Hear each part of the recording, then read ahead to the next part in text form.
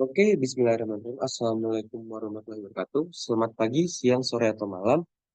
Eh, Perkenalkan, kami dari kelompok 14 Riset Operasi Logistik, yang dimana saya sendiri dengan Fandi, lalu ada teman saya Nada, dan teman saya juga ada Fuji. Di sini kita akan mempresentasikan soal-soal yang diberikan oleh dosen. Mari kita simak soal-soal berikut.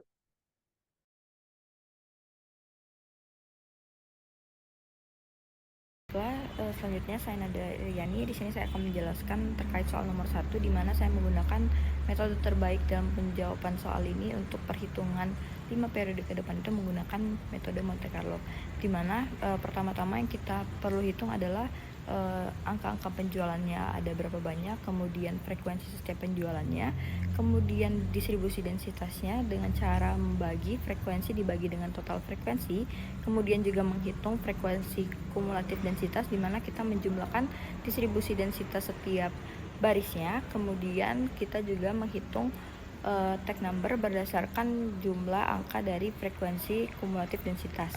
Contohnya misalkan di penjualan 11 sebanyak 11 itu frekuensinya itu ada 1, kemudian distribusi densitasnya 0,043, kemudian frekuensi kumulatifnya juga 0,043, berarti tag numbernya itu 0 sampai 0,043. Nah, berarti kalau misalkan untuk di penjualan 13 kan frekuensinya juga 1, nah distribusi densitasnya itu 0,43 juga, itu didapatkan dari 1 dibagi total frekuensi, yaitu 1 dibagi 23, berarti frekuensi kumulatifnya itu kita jumlahkan dari frekuensi kumulatif sebelumnya yaitu 0,043 ditambah 0,43 yaitu distribusi densitas si penjualan 13. Jadi totalnya untuk frekuensi kumulatif densitas di penjualan 13 itu sebanyak 0,04787. Berarti tag numbernya itu 0,044 sampai dengan 0,087. Begitu juga seterusnya sehingga menghasilkan frekuensi kumulatifnya itu sama dengan 1, kemudian tag numbernya yang terakhir itu 0,958 sampai dengan 1. Setelah kita menghasilkan tag number, kemudian saya membuat simulasi sampai dengan simulasi 3. Ini dimana simulasi ini untuk memprediksi penjualan 5 periode ke depan, dimana periode 5 ke depan itu Desember 2024 sampai dengan April 2025. Nah, untuk simulasi yang pertama itu setiap simulasi itu kita akan membuat bilangan random dengan rumus sama dengan run di buka kurung dan tutup kurung, sehingga itu akan otomatis ada di Excel. Contohnya di simulasi 1 untuk periode Desember pada tahun 2024 itu bilangan randomnya 0,725 dan penjualannya 69. Kemudian untuk periode Januari itu 0,004 dengan penjualan 11 dan seterusnya dengan sampai dengan April itu 0,085 dengan penjualan 13. Begitu juga untuk simulasi 2 dan simulasi 3. Nah, selanjutnya setelah kita membuat simulasi sebanyak 3 kali untuk 5 periode ke depan, itu akan kita dapat menyimpulkan atau menghasilkan penjualan berdasarkan frekuensinya sendiri.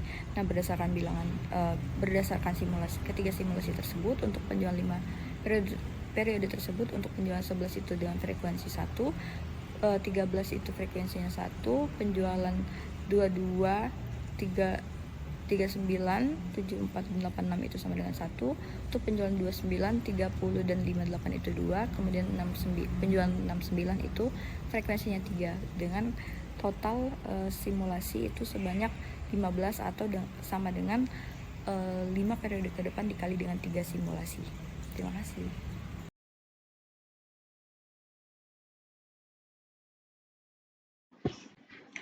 Assalamualaikum warahmatullahi wabarakatuh.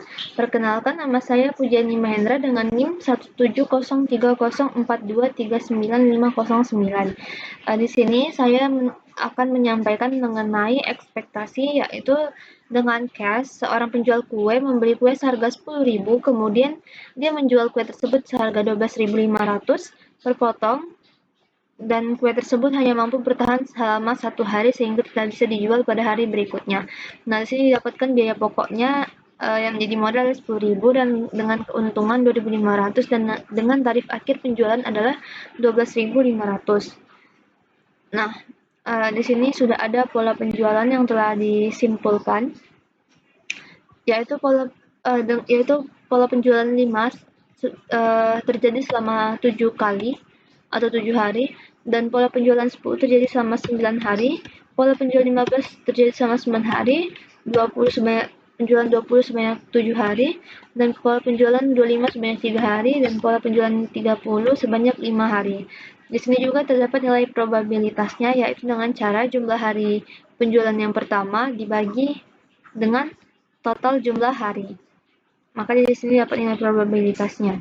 Selanjutnya yaitu perkiraan nilai keuntungan. Perkiraan nilai keuntungan ini dapat dicari yaitu dengan cara penjualan 5 dikali dengan nilai keuntungan, maka di sini dapat hasil 12.500. Karena penjualannya 5 dan ketersediaannya 5, maka di sini balance.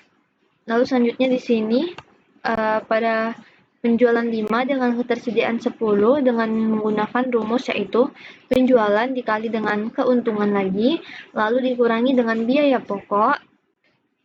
Ini adalah penjualan roti yang tidak terjual, yaitu biaya pokok dikali dengan ketersediaannya yaitu 10 dan dikurangi dengan penjualannya hanya 5. Maka di sini dapat hasil adalah minus 37.500. Nah, selanjutnya jika sudah selesai dari perkiraan nilai keuntungan, selanjutnya kita mencari nilai keuntungan maksimal, yaitu di sini jika menggunakan penjualannya 5, maka didapatkan nilai perkiraan keuntungannya yaitu sebanyak 12.500. Nah,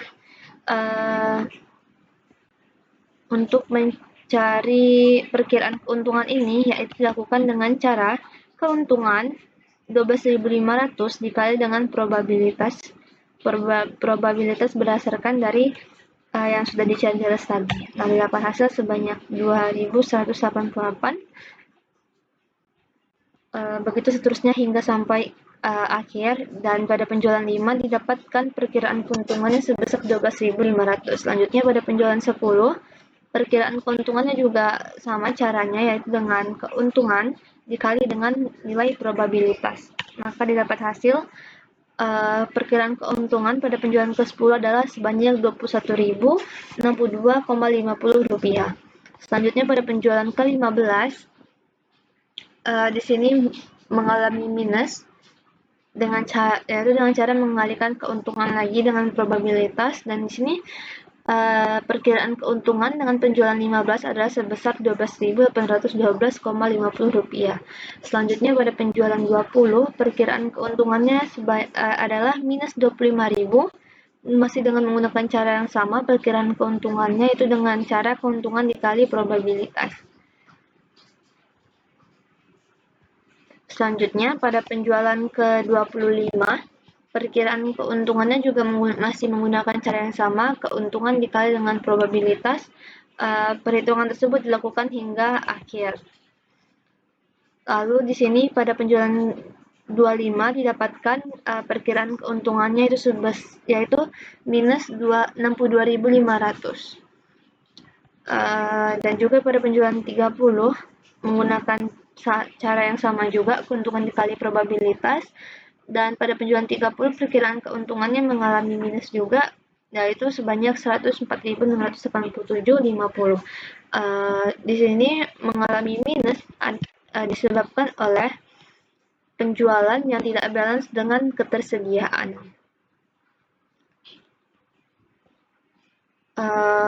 Dari keseluruhan penjualan dapat disimpulkan bahwa penjualan 10 adalah perkiraan keuntungan yang paling maksimal, yaitu dengan nilai perkiraan keuntungan sebanyak Rp21.062,50. Cukup sampai di sini. Apabila ada salah dalam penyampaian, mohon dimaafkan. Terima kasih.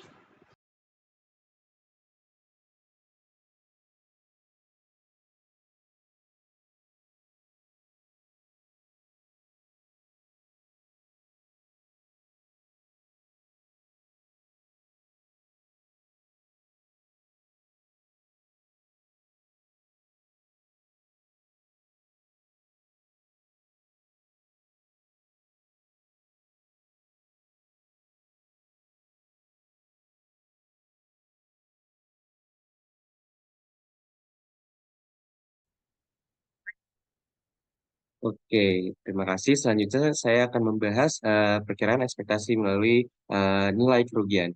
Sebelumnya, kita akan mencari sebuah ketersediaan penjualnya yang dulu, yang dimana kalau di sini kita mendapatkan data untuk ketersediaannya 5 dengan penjualannya 5 itu nol. Lalu untuk persediaannya 10 dan penjualannya 5 itu 50.000, dan data tersebut kita bisa lihat sendiri data yang telah dipaparkan dari perkiraan nilai kerugiannya tersebut. Eh, dengan menggunakan eh, perkiraan nilai kerugian tersebut, kita akan masuk ke pada saat ketersediaan 5 tersebut, yang dimana ketersediaan tersebut akan dibahas atau akan kita pecahkan lagi dengan rumus penjualannya itu 5, yaitu kerugiannya 0 sesuai data yang di atas.